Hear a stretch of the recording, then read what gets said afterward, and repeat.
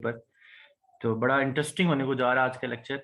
तो तमाम एस्पायरेंट से रिक्वेस्ट है कि वो बड़े ध्यान के साथ और बड़े मतवज्जा होकर लेक्चर सुने। मैं क्लास हैंड ओवर करता हूँ मैम आयशा को।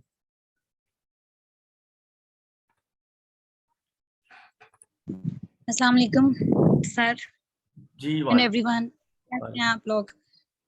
अच्छा, मैंने 2 दिन आप लोगों को पढ़ाया है, मतलब I tried my best to start from a very beginning, लेकिन अब इतनी डिटेल में पढ़ाने के लिए तो बहुत टाइम चाहिए था, लेकिन मैंने कोशिश की है कि वो चीज़ें जो ज़्यादा ज़रूरी हैं वो हो जाएँ। तो कुछ क्वेश्चन, ज़ाहिर-सी बात है 2 क्लासेस में कुछ ना कुछ क्वेश्चंस होते हैं माइंड में। तो इंशाल्लाह आज की क्लास के बाद हम क्वेश्चन करेंगे आपसे। अगर आपके ज़हन में कोई भी क्वेश्चन हो तो आप पूछ सकते हैं। तो पहले आज का एक छोटा-सा जो लेक्चर है, based on components of CSS essay. I am not going to tell you about the outline, introduction paragraph, ending paragraph. I will just talk about what are the necessary components for essay. सिर्फ मैं अभी वो बताऊंगी, उसमें आपकी confusion कि अच्छा ऐसे आउटलाइन में क्या क्या डालना है, वो चीजें मैं अभी नहीं करवा रही। अभी सिर्फ हम ये डिस्कस करेंगे कि ऐसे के अंदर क्या क्या होना चाहिए और कितने वर्ड्स का क्या चीज होनी चाहिए। तो स्टार्ट करते हैं।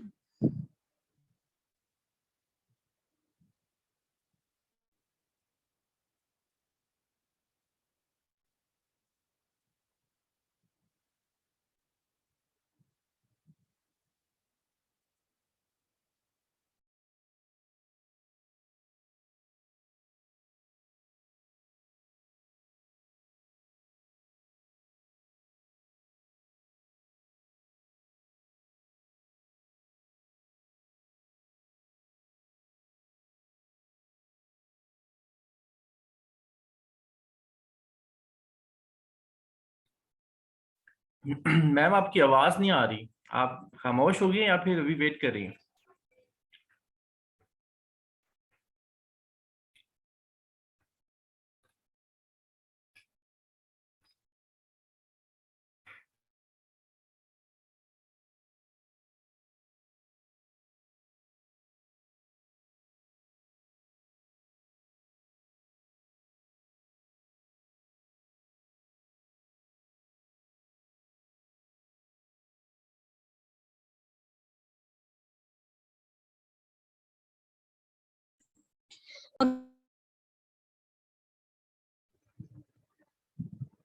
Okay, am I audible sir? Okay जी। सबसे पहले जो एक चीज है वो स्टार्ट करते हैं। I think so now I am audible. अब आप चेक करें जी जी, आवाज आ रही है कि आपकी। मैसेज। जी जी, आ रही है। ओके, सबसे पहले टॉपिक सेगमेंटेशन। ये वो टॉपिक्स हैं जो आपको ऐसे पेपर में आएंगे related to any kind of ऐसे, जो आपने अपना एक ऐसे लिखना है, एकेडमिक राइटिंग करनी है आपने उसके ऊपर। उसके अंदर जो 3 से 4 चीजें होनी चाहिए वो होनी चाहिए। फिक्स्ड हेडिंग्स सबसे पहले तो होता है, उसके अंदर फिक्स्ड हेडिंग्स होती हैं जो 3 चीजें लाजमी तौर पे आनी चाहिए। ये इंट्रोडक्शन पैराग्राफ, फर्स्ट पैराग्राफ जो कि आपके टॉपिक को बताएगा कि आपका टॉपिक किस चीज से रिलेटेड है। वो अगर तो वो कॉज इफेक्ट है, वो इंट्रोडक्टरी है, वो जैसे भी उसका आपने जो भी स्टार्टअप लेना है, कोटेशन से लेना है, तो ये वो 3 पैराग्राफ है जो लाजमी तौर पे आएंगे। पहले 2 पैराग्राफ तो फिक्स्ड है ना, उसके ऊपर और नीचे आपने कुछ भी नहीं लिखना, आप सिर्फ अपना एक अटेंशन ग्रैबर दे सकते हैं कोटेशन फॉर्म में। अब जो पहला पैराग्राफ होगा वो इंट्रोडक्शन होगा आपका, जो भी आप अपना ऐसे लिखना चाह रहे हैं उसको आप कैसे स्टार्ट करेंगे, वो आप मतलब इंट्रोड्यूस करवाएंगे अपने टॉपिक को। नेक्स्ट जो होगा वो आपके टॉपिक का ओवरव्यू होगा कि जो भी आपको स्टेटमेंट आ रही है पेपर में, आप उसका एक ओवरव्यू, एक इंटरप्रिटेशन निकालोगे। मतलब अगर तो वो इस तरह का टॉपिक है कि उसकी कोई इंटरप्रिटेशन बनती है या उसका कोई मतलब बनता है या आपने उसको किसी चीज से रिलेट करना है या कोई भी स्टांस लेना है, तो आप इस पैराग्राफ में वो लेंगे। और जो कंक्लूजन होता है वो लास्ट पैराग्राफ होता है जो कि आप ऐसे के एंड पे लिखते हैं। ये तो 3 चीजें कंफर्म है। आगे की जो चीजें हैं वो भी मैं आपको बताती हूँ।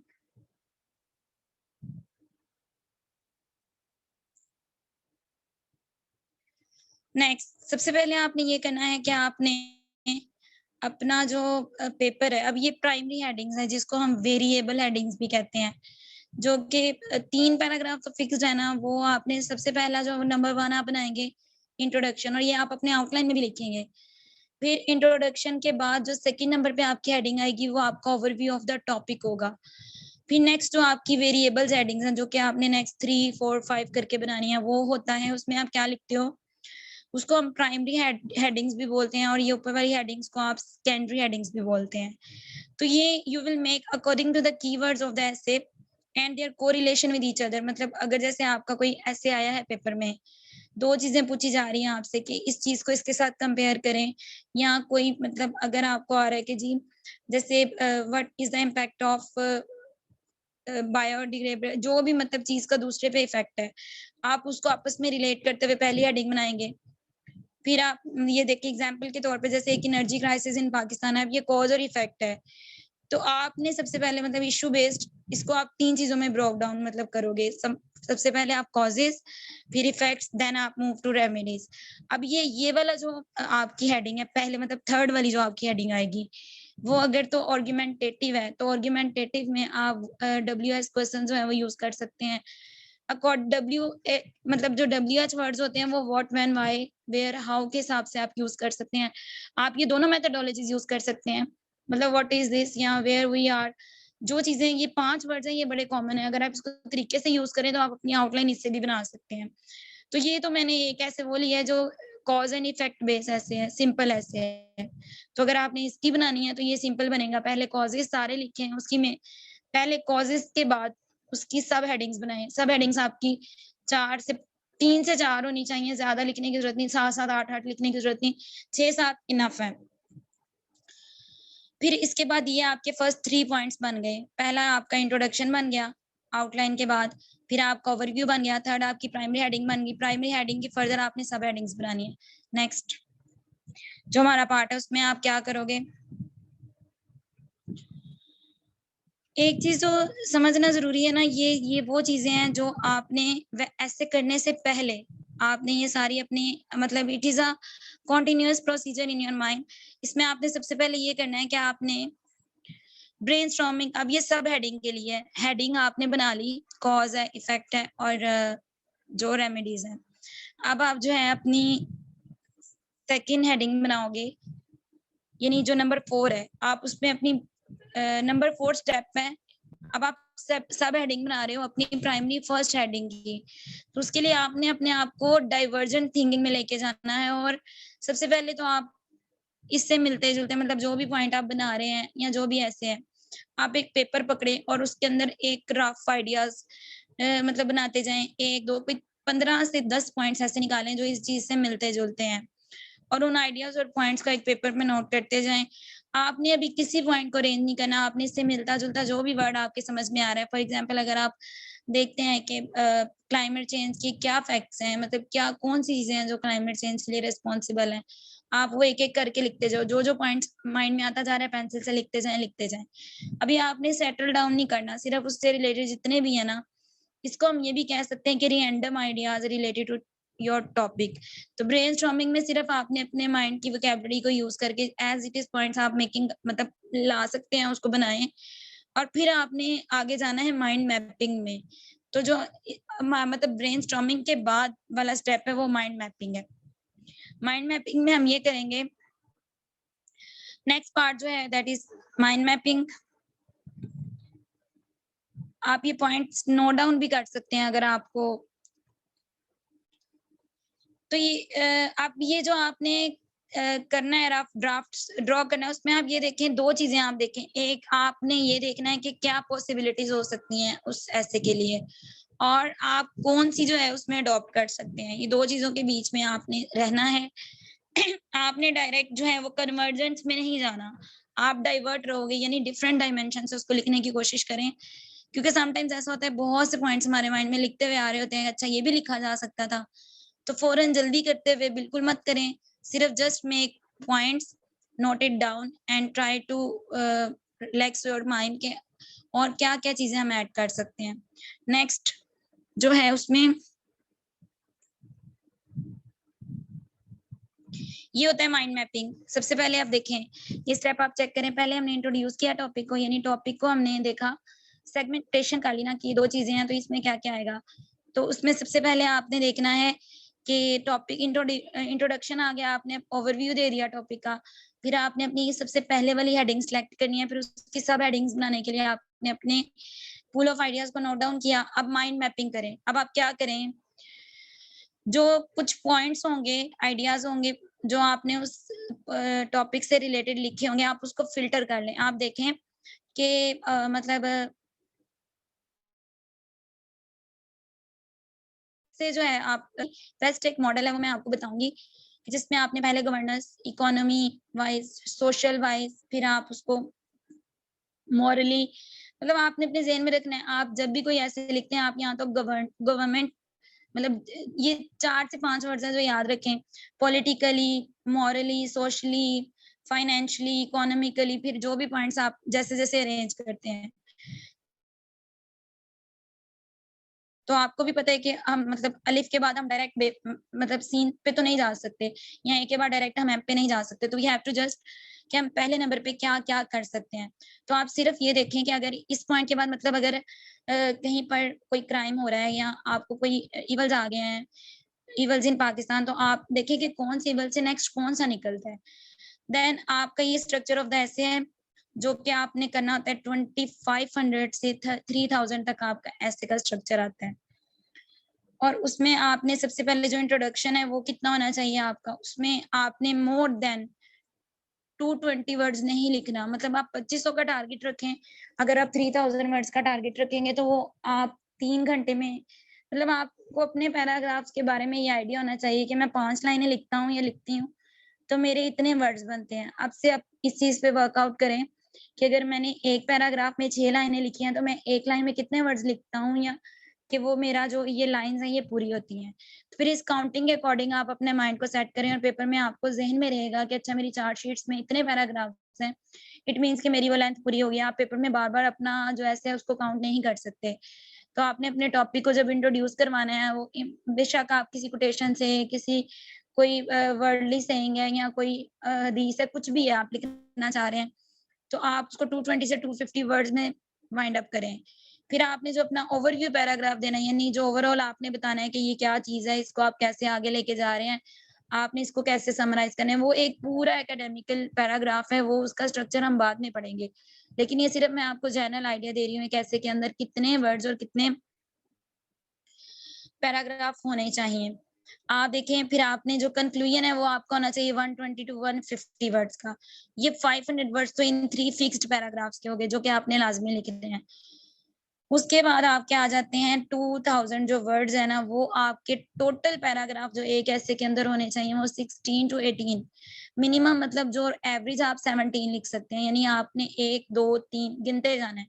अब आपने जो अपनी आउटलाइन बनानी है, आपने इसको अपने माइंड में रख के बनानी है कि मैंने आउटलाइन के अंदर जो बुलेट पॉइंट्स लिख रहे हैं, जैसे मतलब अगर आप कॉजेज़ लिख रहे हैं, तो मैं 5-5 की रेशियो से लिखूँ, मैं 6-6 की रेशियो से लिखूँ, मैं 4-4 की रेशियो से लिखूँगा, तो मेरे इतने मतलब के पैराग्राफ बनेंगे। तो उसके अकॉर्डिंग जो है आप अपना पैराग्राफ सिलेक्ट करें, और पैराग्राफ हमेशा वही मतलब लिखें जो आपको बहुत मतलब सिंपल लिखने की कोशिश करें, ज़्यादा इनको मिक्स अप नहीं करें। अब जब आप एक पैराग्राफ लिख रहे हैं, फॉर एग्ज़ाम्पल आपने इंट्रोडक्शन, डायरेक्ट इंट्रोडक्शन पे भी मत जाएँ। अभी आप अपनी पहले तो अपनी स्किल्स को डेवलप करें कि आपका जो भी एक पेज, या आप एक इवन आप एक पेज भी लिख रहे हैं तो उसमें ज़्यादा मिस्टेक तो नहीं कर रहे। पहले आप पैराग्राफ टू पैराग्राफ अपनी चीज़ों को स्टार्ट करें। एक पैराग्राफ आपने लिखा, तो उसके बाद आप देखेंगे अगर उसके अंदर 10 लाइनें हैं, 6 4 कुछ बच्चे बहुत बड़ा लिखते हैं। उनकी जो राइटिंग का फ़ॉन्ट है वो थोड़ा ज़्यादा बड़ा होता है। कुछ लोग मार्कर यूज़ करते हैं, कटा पेन यूज़ करते हैं, कुछ लोगों के पॉइंटर बहुत छोटे होते हैं, उनकी एक लाइन में बहुत ज़्यादा वर्ड्स आते हैं। ओके, जी, अब ठीक आ रही है? Maybe it is due to net. तो आपने ये जो चीज़ें देखनी है इसको ध्यान में रखना है कि अगर आपका, अब जैसे मैं अपनी राइटिंग की बात करूँ तो मैं तो बहुत शॉर्ट पैराग्राफ बनाती हूँ कि मेरी राइटिंग बहुत, मेरा फ़ॉन्ट साइज़ छोटा है। आपका फ़ॉन्ट साइज़ जिस तरह का भी है, मतलब फ़ॉन्ट मेरा मकसद आपकी राइटिंग से है। तो आप अपनी राइटिंग के अकॉर्डिंग अपनी जजमेंट करें कि मैं एक लाइन में इतने वर्ड्स लिखूँ, तो मेरे एक पैराग्राफ में अगर 70 वर्ड्स आ रहे हैं, 50 वर्ड्स आ रहे हैं, तो कितने पैराग्राफ में कितने होंगे? तो वो काउंटिंग आपके माइंड में चलती रहनी चाहिए। पेपर में इतना टाइम नहीं होगा कि आप उसको बार-बार काउंट करें। तो इसके लिए बेहतर यही है आप जो भी याद करते हैं उसको एक पैराग्राफ देने की कोशिश करें, और पैराग्राफ आप किसी भी चीज का कर रहे हैं, किसी भी चीज का लिख रहे हैं आप, पॉलिटिकल साइंस आपने रखी है, आपने ज्योग्राफी रखी है, आपने सोशियोलॉजी रखी है, आप जब भी पैराग्राफ लिखें आप देखें ये सिर्फ इंग्लिश ऐसे में आपकी राइटिंग का स्टाइल नहीं होना चाहिए। आपका ओवरऑल जो भी आप क्वेश्चन अटेम्प्ट करेंगे उसका यही एक तरीकेकार है कि इंट्रोडक्शन, उसकी मतलब उसके आर्गुमेंट्स, देन उसका कंक्लूजन। आप ऐसा नहीं कर सकते कि आपने थोड़ा सा लिखा, मतलब ये ऐसे की ही स्टाइल में आपके बाकी पेपर्स भी अटेम्प्ट होंगे। तो इसीलिए आप अभी से ये प्रैक्टिस स्टार्ट करें, अभी बहुत टाइम है, आप डेली का एक पैराग्राफ भी लिखें, तो आप इंशाल्लाह इस काबिल हो जाएँगे कि आप एक ऐसे डेवलप कर सकें। ज़रूरी नहीं हम 25-25 पेजेज़ के ऐसे किसी को चेक करवाएँ। इवैल्यूएशन बहुत ज़रूरी होती है किसी भी चीज़ की। आप खुद से लिखते जा रहे हैं, आपको कोई बता नहीं रहा कि उसके अंदर मिस्टेक्स क्या हैं। समटाइम्स ऐसा होता है हमारा मतलब पॉइंट ठीक होता है लेकिन हमारी ग्रामर रॉन्ग हो जा रही होती है, या हमारे जो कंजंक्शंस हैं वो मैच अप नहीं कर रहे होते। सबसे बड़ी बात जो ऐसे के अंदर होती है वो कोहेरेंस है, लॉजिकल सीक्वेंसिंग है। यानी वही बात कि आपका फर्स्ट पॉइंट सेकंड पॉइंट से मिलता-जुलता होना चाहिए। अब आप पहली बात कर रहे हैं, आप मतलब फॉर एग्जांपल आप गवर्नेंस से रिलेटेड बात कर रहे हैं और आपने अभी उसको समराइज़ किया ही नहीं, तो आप सेकंड पैराग्राफ में इकोनॉमी से स्टार्ट हो गए हैं, तो डेफिनिटली इसका इम्पैक्ट रॉन्ग जाएगा। वो कहेगा कि ये तो मतलब बच्चे को पता ही नहीं कि मैंने लिंक अप अपने पैराग्राफ को कैसे करना है। कुछ लोग इतना स्मार्टली एक चीज़ से दूसरी चीज़ में ट्यून करते हैं कि वो पता ही नहीं चलता कि वो बात को चेंज कर रहे हैं। आप एक पॉइंट के एंड पे ज़रूर एक लाइन लिख दें ऐसी, जो उस चीज़ को दूसरी चीज़ से साथ जाके अटैच कर दे। अ, अच्छा सर, कुछ बच्चे कह रहे हैं मेरी आवाज़ नहीं आ रही। उनका अपना नेट का इशू है।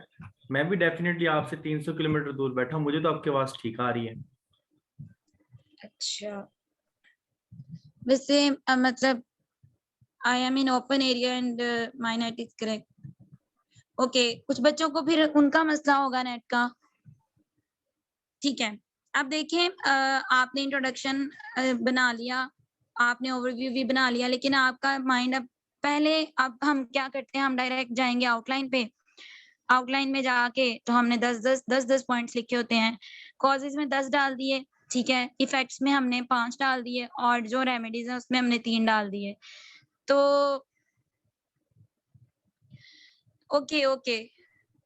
तो उसमें ये होता है कि आपका अच्छा इम्पैक्ट नहीं पड़ता। आपने अपने एसे को इस तरह से डिवाइड करना है कि आपकी हर चीज़ बैलेंस्ड हो, हर चीज़ बहुत ज़्यादा अपने आप को इस मतलब कॉम्प्लेक्सिटी का शिकार करने की ज़रूरत नहीं है कि मेरी राइटिंग अच्छी नहीं है, मेरा स्टाइल अच्छा नहीं है या वो मेरे से बेहतर लिख रहा है। आप जितना टाइम दूसरों की आउटलाइन लेके लिखने में लगाते हैं, आप उतना ही टाइम अपनी ब्रेनस्टॉर्मिंग में लगाएँ। कोई एक टॉपिक पकड़ लें, उससे रिलेटेड जितने भी आपको वर्ड्स मिलते हैं माइंड में, अपने ज़हन में, कि इस चीज़ की वजह ये भी हो सकती है, ये भी हो सकती है, ये भी रीज़न है। आप उसको पेपर पे नोट डाउन करते जाएँ। पहले दिन कभी भी ऐसा नहीं होगा कि आप जो है ब्रेनस्टॉर्मिंग कर लें। बल्कि जब मैंने ऐसे की तैयारी की थी, तो मैं जब दूसरे सीएसपीज़ के ऐसे मेरे पास आते थे, तो मैं उसमें मिस्टेक्स भी मतलब अंडरलाइन करती होती थी कि इसकी ग्रामर की मिस्टेक आ रही है, तो कैसे मतलब ये इतना श्योर कैसे है कि ये ऐसे ठीक है। तो मेबी उसकी कोई एक चीज़ एग्ज़ामिनर को क्लिक कर गई हो, तो हम ये नहीं कह सकते कि किसी का लिखा ऐसे बहुत अच्छा हो सकता है। हो सकता है आप खुद कोशिश करें तो बहुत अच्छा लिख लें। आप ना पूरे-पूरे ऐसे लिख के रट्टे लगाएँ, आप किसी का इंट्रोडक्शन तैयार कर लें, किसी की आउटलाइन मेकिंग पे प्रैक्टिस कर लें और जब पेपर हो कोई 2-3 मॉक अटेम्प्ट कर लें तो इट वुड बी इनफ।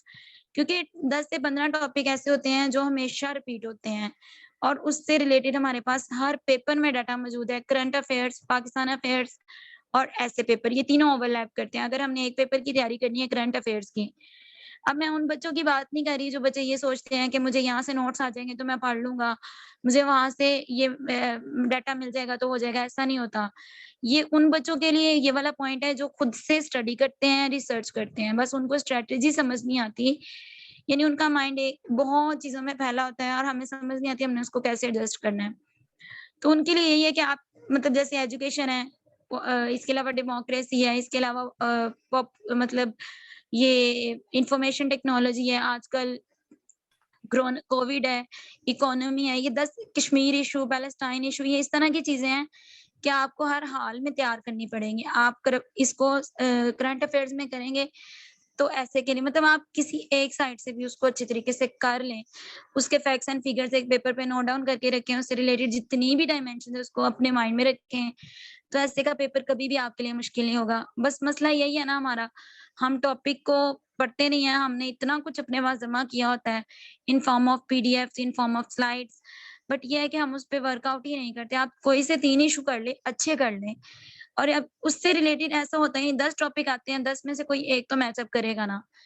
आप देखें पिछले मतलब 10 इयर्स के भी पेपर्स उठा के देख लें, कोई एक ऐसा पेपर नहीं गया जिसमें आपको एजुकेशन की कोई डायमेंशन ना पूछी गई हो, जिस मतलब वो अलग चीज़ है कि वो उसकी मतलब उसको किस लिहाज से करते हैं। इकोनॉमी से भी कुछ ना कुछ अटैच हो जाता है। तो इकोनॉमी में तो हर तरह की मतलब ऐसे के लिए स्टेटमेंट आ सकती है। वो एजुकेशन से रिलेट करके दे सकते हैं, वो आपको हेल्थ के साथ उसको मिला के दे सकते हैं। वो आपकी मतलब आपका जो प्रेज़ेंट इन्फ्लेशन है उसके साथ दे सकते हैं, कोविड का क्या इम्पैक्ट है। तो वो 2 चीज़ों को हमेशा आपस में मिला के ही देते हैं, तो ये अंडरस्टूड सी बात है, ऐसे-ऐसे ही आएगा।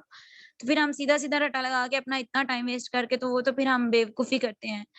और जो फिर हम इस तरह करते हैं तो फिर हम कैसे कह सकते हैं कि हम सीएसपी बनेंगे। जैसे मैंने ये मिस्टेक की कि मैंने जब पंजाबी रखी, मेरा बैकग्राउंड इंग्लिश लिटरेचर का था। मैं उर्दू उर्दू मेरी कोई इतना ख़ास नहीं, मैंने पढ़ी ही नहीं काफ़ी सालों से।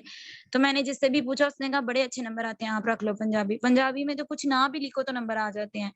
यहाँ पे मैं दूसरों की राय पे मैं चली और मैंने अपनी पूरी एक इतनी बेहतरीन अटेम्प्ट थी, उसको ज़ाया कर दिया कि अगर मैं उसकी जगह अपना कोई सब्जेक्ट रख लेती तो शायद पास हो जाती। तो ये जो रिग्रेट्स होते हैं कि अच्छा मैंने इसको आप खुद से कोशिश करेंगे, आपको कभी रिग्रेट्स भी नहीं होंगे। तो आज का जो लेक्चर था ना वो सिर्फ थोड़ा-सा लाइट था। मैंने कहा कि थोड़ा-सा सिर्फ ऐसे के स्ट्रक्चर को डिस्कस किया। अभी आउटलाइन मेकिंग इसमें नहीं है, इसमें इंट्रोडक्शन पैराग्राफ मेकिंग नहीं है। It's just a overview how to attempt ऐसे। और कल इंशाल्लाह फिर नेक्स्ट लेक्चर में मैं आपको बताऊँगी कि आपने टॉपिक को कैसे सिलेक्ट करना है, आउटलाइन में कौन-सी चीज़ें ऐड करनी है, कैसे कौन-सी चीज़ें नहीं होनी चाहिए। I hope so there will be 2 more lectures. लेकिन आप इवैल्यूएशन अपनी ज़रूर कराएँ, जिनका तो एक्सप्रेशन बहुत अच्छा है। उनको लगता है कि भई मैं तो मतलब आउटस्टैंडिंग लिखता हूँ। मुझे भी लगता होता था मैं बहुत आउटस्टैंडिंग लिखती हूँ, लेकिन जब मैंने सीएसएस की टेक्निकैलिटी को देखा, तो आप अपना पेपर किसी सीएसपी को दिखाने की बजाय किसी सब्जेक्ट स्पेशलिस्ट को दिखाएँ, जो आपकी हर तरह की मिस्टेक को भी अंडरलाइन करे। सिर्फ ये पूछना कि मेरा एक्सप्रेशन ठीक है, भले एक्सप्रेशन ठीक हो और उसके अंदर गलतियाँ बहुत हों, तो वो भी बियरेबल नहीं। आप उस बंदे को चेक कराएँ जो इस फील्ड का बेस्ट है। ज़रूरी नहीं आप सीएसपी से पढ़ रहे हैं तभी आप कामयाब होंगे, ऐसा नहीं है। अभी हमेशा से ये रेशो चल रही है, जो बंदा जैसे अब सीएसपी टॉपर्स है, वो जिसमें टॉपर होगा वो डेफिनिटली 3 महीने बाद उसकी एड स्टार्ट कर देते हैं कि जी हमने ये टीच करना है। तो try to get more and more benefits from different अपनी मतलब ओपिनियंस लें, लेकिन उसको फाइनल डिसीजन ना बनाएँ। फाइनल आप अपना ही रखें कि मैं इसको इस तरह अटेम्प्ट करूँगा। किसी के अटेम्प्ट में ना जाएँ, उसने कैसे अटेम्प्ट किया था, या ना ये सोचें, आप कैसे अटेम्प्ट करेंगे ये आपने सोचना है। तो दैट्स फॉर ऑल टुडे। तो try to be more precise, मतलब आप थोड़ा करें, एक बेशक आप 10 लाइनें लिखें लेकिन मेक श्योर करें कि वो अच्छा लिख रहे हैं। आप कोई एक टॉपिक पकड़ें, बेशक वो आपका कोई भी हो, आप इवैल्यूएशन ज़रूर करवाएँ। आप 1 महीना इवैल्यूएशन करवा के देखें, किसी को चेक करवाएँ, डेली बेसिस पे टास्क लें, तो आपको जो है ना इस चीज़ से कभी भी प्रॉब्लम नहीं होगी। जो मतलब आप वैसे खुद मतलब किसी भी तरीके से उसको अटेम्प्ट ज़रूर करें। क्वेश्चन डायरेक्ट ये ना सोचे बस पॉइंट्स लिखते गए और ज़्यादा रिटर्न फॉर्म में भी करने की ज़रूरत नहीं है। इतने-इतने मोटे पेजेज़ हम बना लेते हैं, ऐसा नहीं है। आप एक बुक रीड कर रहे हैं, आप उसको अच्छे तरीके से रीड आउट करें, उसके बुलेट्स पॉइंट निकाल लें और ज़्यादा मसला है तो एक साइड पे एरो के साथ इम्पोर्टेंट डेट्स ऐड कर लें। अब जैसे 1947 से ऑनवर्ड्स हम जितनी भी हिस्ट्री पढ़ते हैं, तो वो उसमें हम क्या करते हैं, ये भी लिख रहे हैं, ये भी लिख रहे हैं, जस्ट मेन आपके पास राइटिंग्स होनी चाहिए, इनफ है। बुलेट पॉइंट्स लिखें और डेट्स लिखें बस, इसके अलावा आप जब रिवीजन में ज़ोन में जाएँ या टेस्ट सेशन में जाएँ, तो आपके पास 8 से 10 पेज होने चाहिए। आपके पास बल्क मतलब इतने रिटन नोट्स होते हैं, आप पढ़ ही नहीं सकते पेपर में और वो टाइम ज़ाया अलग होता है। अंडरस्टैंडिंग कॉन्सेप्ट क्लियर पे अपना फोकस ज़्यादा करें और रिटन प्रैक्टिस पे। बाकी अल्लाह पे छोड़ दें इंशाल्लाह। जी लास्ट 10 मिनट्स हैं, अगर आप में से कोई बच्चा कोई क्वेश्चन पूछना चाहता है, तो आप मुझसे पूछ सकते हैं।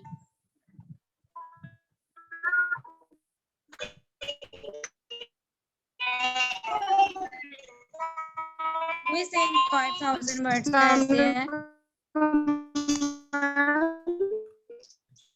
अच्छा, इसमें मैम ये है कि बहुत सारे बच्चे ऐसे हैं जो क्वेश्चन पूछना सर चाह आपकी रहे हैं। आवाज क्लियर नहीं आ रही। देखिए मेरी बात सुने, ये जिन्होंने 5000 वर्ड्स का बोला है, आपको मेरी आवाज आ रही है?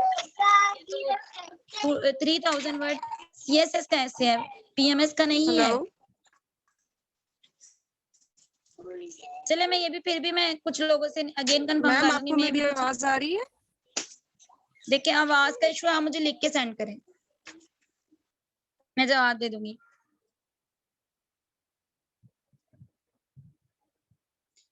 अच्छा, एक क्वेश्चन आया मेरे पास, when I start writing I can not write introduction even having many ideas. बस यही बात है ना, आपने अपने एक आइडिया को एक लाइन में लिखे, फिर दूसरे आइडिया के बारे में दूसरी लाइन लिखे, फिर उन लाइंस को अरेंज कर दे। स्टार्ट ऐसे करें, एकदम से आप जब परफेक्ट लिखने की कोशिश करेंगे कभी भी नहीं होगा। नहीं, पीएमएस में वर्ड्स कम है, पीएमएस में जो है टाइम ना भी वो, शॉर्ट होता है। हाँ, उसमें 2000 से 2500 तक वर्ड्स आप हाँ लिख जी, सकते हैं मैक्सिमम। पीएमएस में ऐसे का टाइम भी कम है, आपको किसी ने गलत गाइड किया है। 5000 वर्ड्स का कोई भी कहीं पे भी ऐसे नहीं है। आप 6 घंटे में ऐसे लिखिए, 3 घंटे में आप 2000 वर्ड्स नहीं लिख सकते। आई एम इंग्लिश मेरी इतनी स्पीड से मैं लिखती हूँ, लेकिन मैं जब पेपर में कर रही थी तो मैंने आखिरी जो 3 से 4 पैराग्राफ थे उनको बहुत शॉर्ट करके लिखा था। आपको मैम याद होगा आयशा कि आपने जो कोविड पे ऐसे लिखा था, आपने भी कोविड पे लिखा था मैम, पीएमएस 2020 में। जी जी हाँ, कोविड पे ऐसे लिखा था, हालांकि वो एक बड़ा प्रोमिनेंट एक इशू था उस वक्त, और अब हम हाँ सबको जी। पता था कि वो कोविड के ऊपर ही आना है, लेकिन फिर भी हम एक ओके, 2000 वर्ड्स में हम अपना जो कंसेंट सम टाइम ऐसा होता है हमारे पास, जो ऐसे हमें लग रहा होता है ना उसके हमारे पास बड़ा नॉलेज है, लेकिन वो हम लिख नहीं पाते, वो इसलिए कि वो स्कैटर्ड नॉलेज होता है हमारे पास a lot of। Okay, let me answer one by one. तो ये चीज है कि आप टॉपिक जो बहुत ज्यादा चीजें माइंड में घुसा लेते हैं ना हम, वो मत करें, फिल्टर करें अपने पॉइंट्स को, मोस्ट रेलेवेंट को रखें। अच्छा जी, ये आई हैव अ क्वेश्चन जी, बोले लिख के भेजे मुझे, क्वेश्चन अपना भेजे, मैं आंसर कर दूंगी। How to start get up of writing? You can't start writing without writing any lines. Just write lines. Line से पैराग्राफ, पैराग्राफ से वन पेज, डायरेक्ट ऐसे पे आप नहीं जा सकते। पीएमएस और सीएसएस के ऐसे में डिफरेंस यही है कि एक तो इनकी लेंथ शॉर्ट होती है, टाइम शॉर्ट होता है, और दूसरा ये कि आउटलाइन का भी डिफरेंस आ जाता है, लेकिन सेम है, चीजें सेम है, स्ट्रेटजी सेम है। इसमें मैम थोड़ा सा मैं ऐड करता हूँ इसमें कि जी जी पीएमएस और सर। सीएसएस के जो ऐसे में जो डिफरेंस अगर हम बात करें ना, तो इसमें जस्ट डिफरेंस ये होता है कि जो क्रिटिकल या थिंकिंग होती है या आपकी एनालिटिकल अप्रोच है ना, वो सीएसएस ज्यादा डिमांड कर रहा होता है पीएमएस से। तो पीएमएस के टॉपिक्स जो होते हैं वो थोड़े से जो होते हैं ना, वो हमारे इतने कंसेप्चुअल क्रिटिलाइज नहीं होते जितने कि सीएसएस के अंदर होते हैं। दूसरी मैंने ये चीज ऑब्जर्व की है, सेकंड मैंने थिंक ये ऑब्जर्व की है कि जो चेकिंग क्राइटेरिया है ना, वो पीएमएस का इतना स्ट्रॉन्ग नहीं है जितना सीएसएस के अंदर है। तो चेकिंग क्राइटेरिया में काफी जो लोग हैं जो पीएमएस का ऐसे पास कर जाते हैं लेकिन वो सीएसएस का नहीं कर पाते। तो इसके बिहाइंड यही रीजन हो सकती है कि उनका जो चेकिंग क्राइटेरिया है उनका क्योंकि सीएसएस के अंदर जो फोकस किया जाता है फेल रेशो के ऊपर, वो ऐसे के ऊपर फोकस किया जाता है, लेकिन जो अच्छा पीएमएस के ऊपर ओके, जो होता है। मैं ना एक मेन डिफरेंस आपको बता देती हूँ। आउटलाइन का कोई डिफरेंस नहीं होता। देखें, जब आपने एक चीज को कॉम्प्रिहेंसिव फॉर्म में लिखना है, CSS is more demanding than PMS, क्योंकि सीएसएस में आपके ओवरऑल पाकिस्तान से लोग पार्टिसिपेट कर रहे होते हैं, थॉट्स डिफरेंट होती हैं, आपको अपने ऐसे को बेस्ट बनाना होता है। सिर्फ इसमें शॉर्ट का फर्क है, वहां पे आप 2500 वर्ड्स में लिखते हैं और यहाँ पर आपने थोड़ा शॉर्ट करके लिखना है। वन पर्सन है, किसी ने पूछा था थीसिस स्टेटमेंट, अभी आप थीसिस स्टेटमेंट की बात ना करें, वो मैं बताऊंगी कैसे लिखनी है। मैम स्ट्रक्चर का difference for PMS during this lecture, देखिए मैं बताऊंगी, मैं दोनों चीजें बताऊंगी, लेकिन अभी आप वैसे जान। अच्छा मैम, आउटलाइन का क्या डिफरेंस है? ओके, मैंने बता दिया है। आइडियाज को कैसे कंबाइन कर सकते हैं, आइडियाज को मैंने अभी आपको बताया है। इसका बेस्ट तरीका ये है, सारी जो भी आपको जिसको हम उर्दू में बोलते हैं कि ये तो बस बुलशिट हमने लिखे, आपको जो समझ आता है आप लिखें, बेशक आप घुमा फिरा के एक ही बात को बार बार लिखते जाएं, कुछ जो रिपीट हो रही है उनको निकाल दें। और my concern question is about structure of PMS. देखिए स्ट्रक्चर यही रहेगा, सेम यही आपका एकेडमिक राइटिंग सेम चलता है, सिर्फ मैं आपको बता रही हूँ कि राइटिंग का डिफरेंस आएगा। पीएमएस जो आपको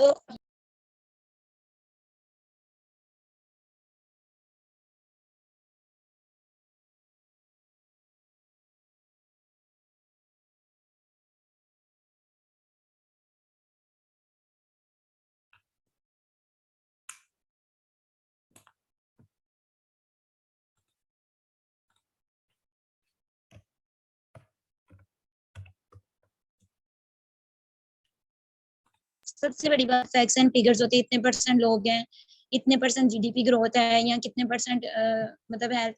आप एक कॉलम बनाएं, अपने पास एक रजिस्टर रखें जिसमें आप 5 से 10 पेजेस इस तरह से बनाएं।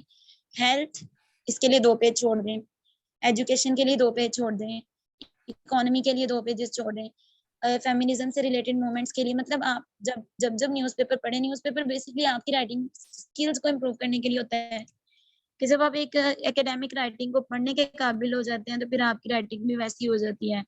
और मैंने कल भी कहा था, जो हम सोचते हैं, जो हम पढ़ते हैं, उसका इन्फ्लुएंस हमारी राइटिंग में आता ही आता है। और ये जो बच्चे कह रहे हैं कि हमारा स्टाइल ऐसा नहीं, हमारा भी ऐसा ही था किसी जमाने में, लेकिन अब उसका ये तरीका है ना, आपको अगर हेल्थ से रिलेटेड कोई कोटेशन मिली है, कोई मतलब अगर कहीं पे आया कि 50% of this in this month या इन दिस ईयर, अब जैसे कि इमरान खान के दौर में कितनी चीजें लिखी आती हैं कि इमरान खान के दौर में ये चीज इतनी कम हो गई, इतनी बढ़ गई, इतना ये रेट बढ़ गया, इतना इस तरह हो गया। आप वो सारी जो फैक्ट्स एंड फिगर्स हैं उसके लिए एक रिपोर्ट बनाए अपने पास। और जब कभी आप कोई ऐसा पॉइंट लिख रहे हैं जो इकोनॉमी से रिलेटेड है, या आप किसी के अगेंस्ट यूज करना चाह रहे हैं, तो आप अपनी रिपोर्ट वो लिखते हुए आप नीचे एक सिंपल सी लाइन लिखें कि इतने परसेंट इस एरिया में या इस कंट्री में, सॉरी इस सिटी में ये हुआ है, उसको प्रूव करने के लिए वो पॉइंट्स लिख दें। बेसिकली जो आप एविडेंस इकट्ठा करते हैं वो न्यूज़पेपर से ही इकट्ठा करते हैं। इसके अलावा आप किसी मतलब जैसे मैंने फेमिनिज्म के बारे में लिखा था ऐसे, तो उसमें अगर आप एसिड अटैक की बात करते हैं तो कितने परसेंट एसिड अटैक कहाँ पे हुए इस मंथ में, अफगानिस्तान में क्या हुआ, तो उससे रिलेटेड पॉइंट्स आप साबित करने के लिए लिखोगे। साबित नहीं करोगे तो आपका पॉइंट एक्सेप्टेबल नहीं है। बॉडी पैराग्राफ में कोटेशन ऐड कर सकते हैं हाईलाइट करके, हाईलाइट करने की जरूरत नहीं होती। मैं बताऊंगी बॉडी पैराग्राफ में आपके, मैंने आपको कल भी कहा था अपने पॉइंट को हाईलाइट करने के लिए, आर्गुमेंट अपने जो भी स्टांस है आप एक पॉइंट लिख रहे हैं उसको साबित करने के लिए अगर आपको और मतलब प्रूफ के तौर पे कोटेशन डालनी पड़ती है आप डालें, अगर आपको कोई फैक्ट डालना पड़ता है आप डालें, कोई मिसाल आती है जरूर डालें। मैं स्ट्रक्चर का पूरा पैराग्राफ शेयर करूंगी आपके साथ।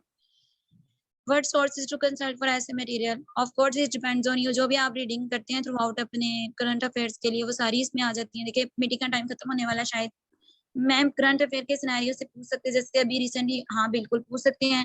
मैंने अभी आपको बोला कि सीएसएस एसएटी, और आप एक पेपर की तैयारी कर लें और उसकी रिटर्न प्रैक्टिस ऐसे में कर लें, तो आप यकीन करें आपके दोनों पेपर क्लियर हो जाएंगे। हाँ ये देखें सीपेक है, इकोनॉमी से सब कुछ पूछा जा सकता है। सीपेक को इकोनॉमी आने वाले वक्त में फ्यूचर क्या देख रहे हैं हम, इसका पास्ट क्या था, हम इसमें आगे बढ़े नहीं बढ़े, मतलब करंट मूवमेंट पूछ सकते हैं, कमिंग मूवमेंट पूछ सकते हैं, क्या हो गया, कोई भी एक्सपेक्ट पूछ सकते हैं। आपने ये 10-12 टॉपिक्स का डाटा अपने जहन में हमेशा रखना है।